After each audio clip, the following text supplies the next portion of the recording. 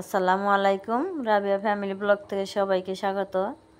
দেখো বন্ধুরা, আমার বাইগনে কত সুন্দর লাল শাক লাগাইছে। তাই আমি লাল শাক উঠাইতে যাইতেছি আমার নাতিনের সাথে নিয়ে। অনেক সুন্দর লাল শাক হয়েছে। মিষ্টি কুমড়া গাছ, তারপরে টমেটো, বেগুন, অনেক সুন্দর সুন্দর গাছ লাগাইছে, সবজির গাছ। তাই আমার বাইগনে বলছে যে আমার খালা শাক উঠাইব, তাই আমি শাক তুলতে আসলাম। এখন লাল শাকগুলো তুলে নেব।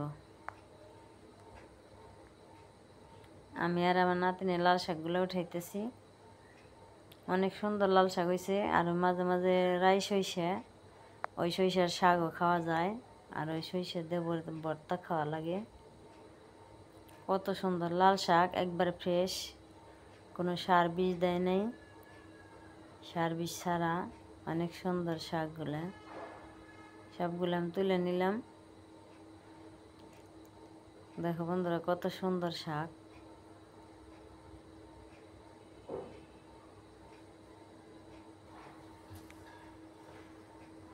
অনেকগুলো শাক তোলা হয়ে গেল।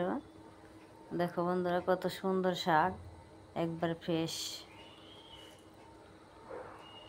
আর মিষ্টি কুমড়া গাছগুলো অনেক সুন্দর হয়েছে। আর বাইরের প্রাকৃতিক দৃশ্য অনেক সুন্দর।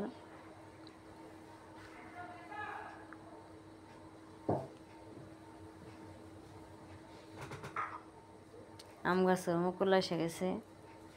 আমার শাকটি উঠানো হয়ে গেল। এখন আমি বাড়িতে নিয়ে যাব। বাড়িতে নিয়ে যেয়ে সুন্দর করে বেছে নিব।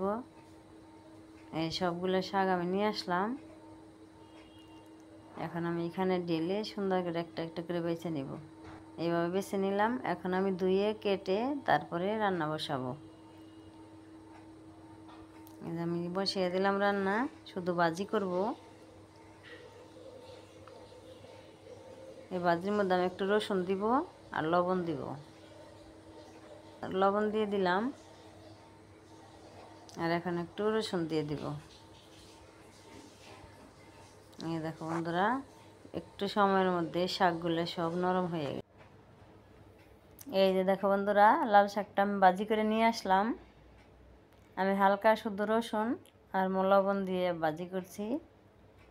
এখন আমি খাওয়া দাওয়া করবো। আমি ভাত বেড়ে নিয়েছি, আর গরম গরম ভাত আর লাল শাক ভাজি দিয়ে এখন আমি খাবো। তাহলে আমার ভিডিওটা কেমন লাগলো সবাইকে অবশ্যই কমেন্ট করবে, আর সবাই আমাকে সাপোর্ট করবে।